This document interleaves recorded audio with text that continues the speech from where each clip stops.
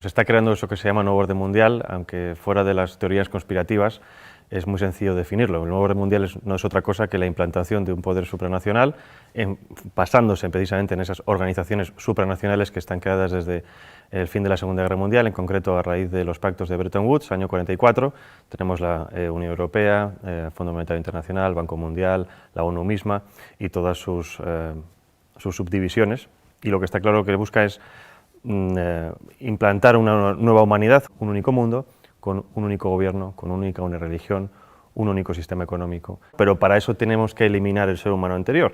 Por eso esos pilares que son los fundamentales: relativismo moral, laicismo, ideología de género, entre otros tantos. Podemos añadir aborto, ahora viene la eutanasia, con el objetivo de desprogramar al ser humano que existía antes, implantar un nuevo código de valores y poder empezar a implantar el transhumanismo, que es al que vamos. Vamos en lo que llaman también la cuarta revolución industrial, que es la implantación de un sistema robótico basado en inteligencia artificial que controle todo aquello que antes era de alguna manera esporádico en el ser humano. Para eso necesitamos, como les decía, formatear, eliminar la antigua civilización, en este caso la civilización cristiana, los valores cristianos, e implantar una nueva serie de valores que permita a las nuevas juventudes que entren perfectamente en esa nueva realidad. Para esto es lo que llaman, entre otras cosas, la Agenda Global 2030, o la Agenda del siglo XXI, que no es otra cosa que implantar una serie nueva de valores, precisamente desde esa descodificación. Obviamente esto no es homogéneo, no es consecutivo, a veces hay tropiezos, pero lo que está claro es que estamos ante las puertas de una nueva realidad. No es un cambio gradual como ha existido antes en la historia del ser humano, sino que es algo completamente diseñado. Es decir, el mundo al que vamos es fruto de una ingeniería social perfectamente planificada y perfectamente implantada. La implantación primero es ideológica.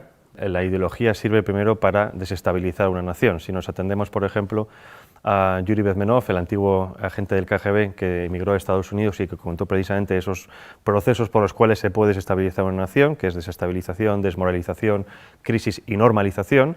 Estamos viviendo perfectamente esas etapas. Hemos tenido una desestabilización, ahora estamos en la fase de desmoralización, que es volver a las naciones contra sí mismas, la endofobia, el odio a nuestra cultura cristiana, el odio a la misma biología, la misma realidad biológica hombre y mujer, para hacer que la población esté completamente confundida y que sea mucho más fácil guiarlas a un nuevo punto. Es la mentalidad de rebaño.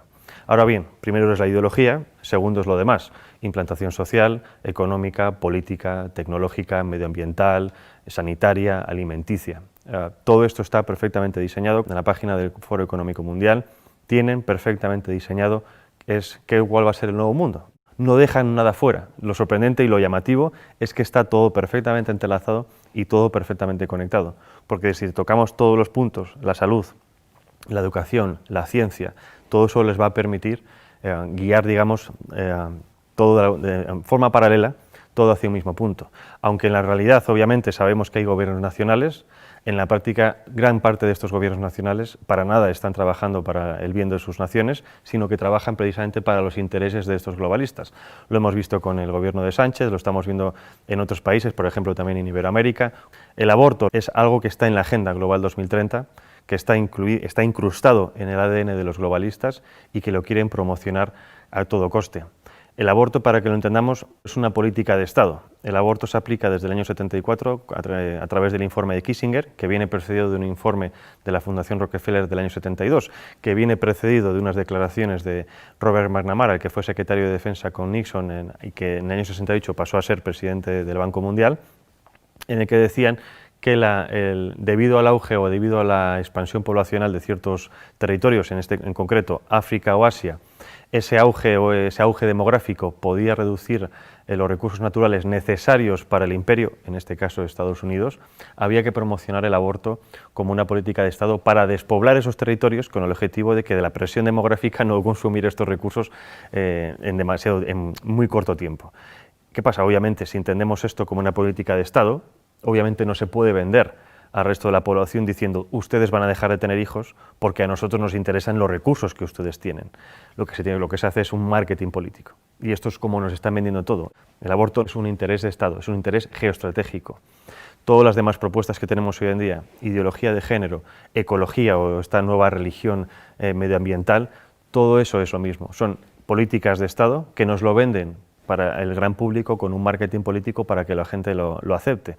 Porque, por ejemplo, si entendemos ahora las políticas medioambientales como, digamos, obviamente necesarias para todos los gobiernos, dentro de esas políticas medioambientales está la reducción de la población. Nos lo venden como un bien necesario, es decir, si seguimos creciendo vamos a destruir el planeta, por lo tanto dejen ustedes de tener hijos, porque si no este ritmo es inaguantable. Nos venden la ideología verde como algo necesario, pero que dentro de esa ideología verde contiene todas estas políticas de Estado que nos lo quieren vender para, obviamente, controlar la población. Reducir la población, la eutanasia para destruirla, desestabilizar las naciones, confundir a la población en la educación, en fin. Hay que empezar a pensar que las políticas que tenemos hoy en día no son lo que parecen, sino que son el resultado de un proyecto, de una implantación a nivel global, con el objetivo precisamente de desestabilizarnos para poder tener el control completo sobre nosotros. No hay nada más fácil que dominar que una población enfrentada entre sí.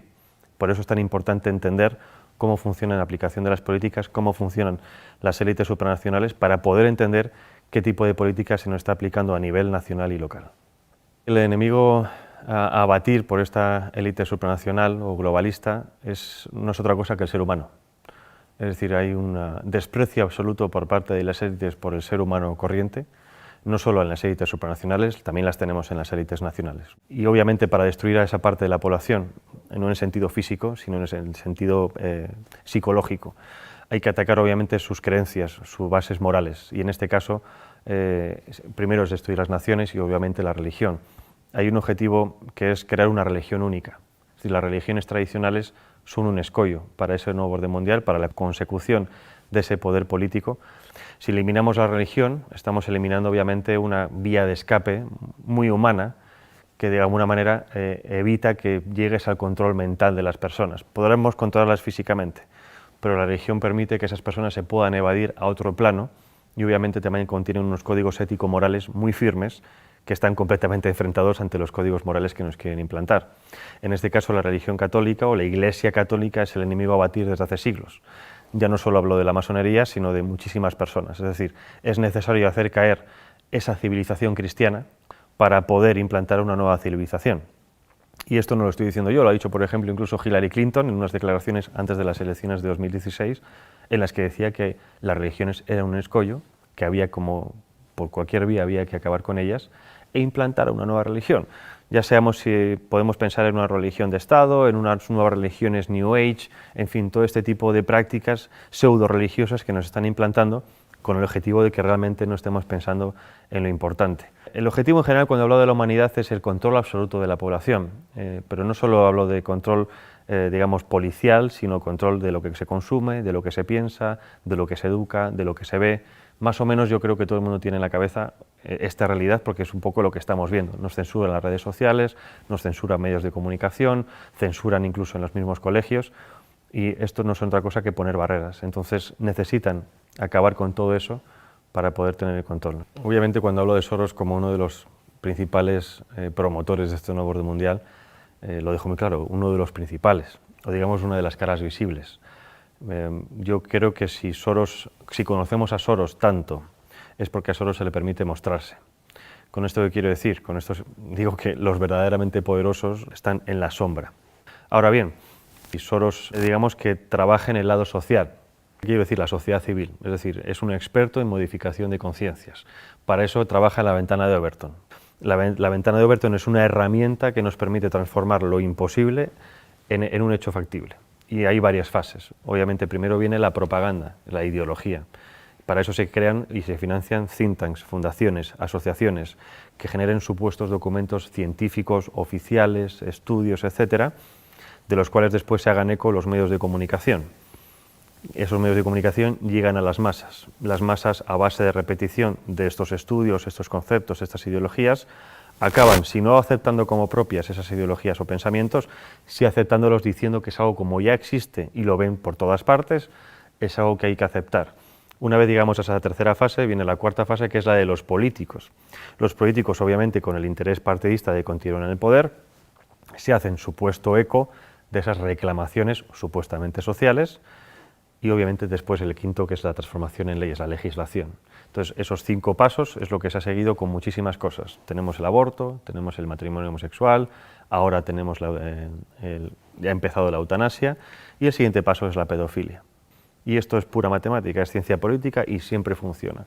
Entonces, si nos atenemos a que esto sirve para aplicar ciertas cosas, ¿qué es lo que ha hecho Soros a nivel social? Lo mismo. Ha financiado ONGs, asociaciones, fundaciones, ha financiado medios de comunicación, ha financiado a políticos e incluso ha financiado a instituciones como, por ejemplo, puede ser la Unión Europea o el European Council on Foreign Relations, que es la versión europea del CFR norteamericano, que es el principal lobby de la política exterior norteamericana, en este caso en Europa. Entonces, si tienes los 5 pasos o los 4 pasos de los 5 en tu mano, es mucho más fácil modificar la realidad de los ciudadanos precisamente porque toca todos esos palos. Si nos vamos a instituciones supranacionales, ¿cuál es el papel de la ONU, de la UE? Es muy parecido. Bueno, el Banco Mundial obviamente es la gestión económica mundial, lo mismo parecido del Fondo Monetario Internacional a la hora de préstamos. El control económico y los préstamos sirven para el chantaje económico de las naciones. Hay muchísimas naciones africanas que se han quejado precisamente del chantaje económico, de dinero supuestamente de ayudas al desarrollo, siempre dependiendo de cuestiones como, por ejemplo, la implantación del aborto, la implantación de la ideología de género, de educación sexual temprana para los niños, etcétera, etcétera. La OMS ha sido fundamental para la implantación de la idea de que existe una pandemia mundial y si no hubiera sido por la OMS, en este caso por Tedros Adhanom, no se hubiera creado o no se hubiera llamado un confinamiento mundial.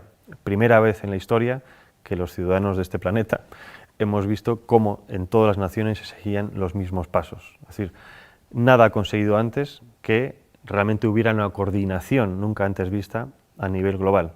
Coordinación que, aunque a nosotros nos parezca mucha, en general ha sido como muy sospechoso, por así decirlo, no sigue siendo suficiente para esta élite. Según ellos, los retos que nos plantean las pandemias del futuro, eso supera por muchísimo la capacidad gestora de los estados independientes entre sí.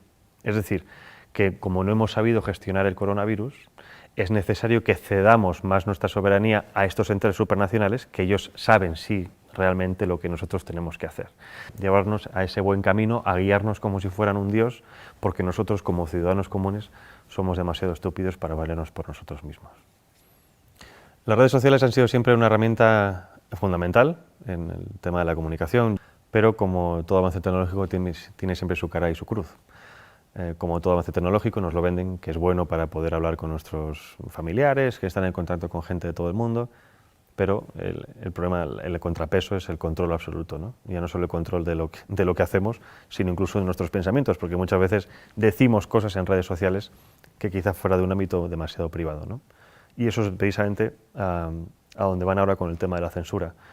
Han visto que en los últimos años ha habido también una pequeña revolución en redes sociales, dado que cada vez hay más perfiles conservadores, antiglobalistas, más perfiles de gente contraria a los designios de este nuevo orden mundial, ¿no? Y si estuviéramos realmente en un mundo libre, democrático, y esto lo digo para que la gente se dé cuenta de que no vivimos en un mundo libre, democrático, la libre circulación de ideas y de debates debería ser una de las principales características de todo sistema. Y estamos justo en lo contrario. Y no justo en lo contrario porque de facto no se puede hablar, porque antes sí se podía hablar de muchas cosas. El problema es que los que son realmente poderosos, los que controlan las cosas, se han dado cuenta de que si dejamos que libremente ciertas ideas circulen, no las suyas, en cuanto a debate, esas ideas ganan o se han demostrado que tienen más peso que otras. Es decir, por ejemplo, con el tema del aborto, ya no hay argumentos científicos médicos, ahora son argumentos puramente sentimentales, ¿no? El derecho de la mujer a elegir sobre su propio cuerpo, porque por eso saben que los argumentos médicos no pueden vencerlos. En cuanto a argumentos, por ejemplo, de información de los medios de comunicación, de cómo funcionan los medios de comunicación, de cómo funcionan los gobiernos, exactamente lo mismo. Se censura completamente aquel que intenta hacer una crítica constructiva o negativa de lo que sea, pero hacer una crítica para avisar de qué está ocurriendo. bueno, en mi caso, por ejemplo, hablando de Soros y demás, algunas veces me han censurado, y está claro que lo que se trata es de que no exista algo, no exista un relato. En los sistemas de masas, si no te muestran, no existes para la gran parte de la población. Y eso es lo que se trata. Es decir, se trata de omitir, de facto, cualquier tipo de persona, cualquier tipo de discurso que pueda poner en peligro los pilares bajo los que sustentan este nuevo poder. En este caso no puedes contradecir las normas de la ideología de género, el feminismo, el aborto, etcétera, etcétera, etcétera. No existe ese debate de ideas en los medios de comunicación, pero precisamente porque tienen miedo a lo que pueda ocurrir. Porque cuando ha ocurrido que algunas personas han ido a ciertos debates a exponer ciertas ideas, la gente se da cuenta de que hay otra línea de pensar diferente a la que tenían en mente. Y por lo tanto hay otra forma de racionar las cosas. Si quieres ver más contenidos de Alto y Claro TV, suscríbete a nuestro canal de YouTube.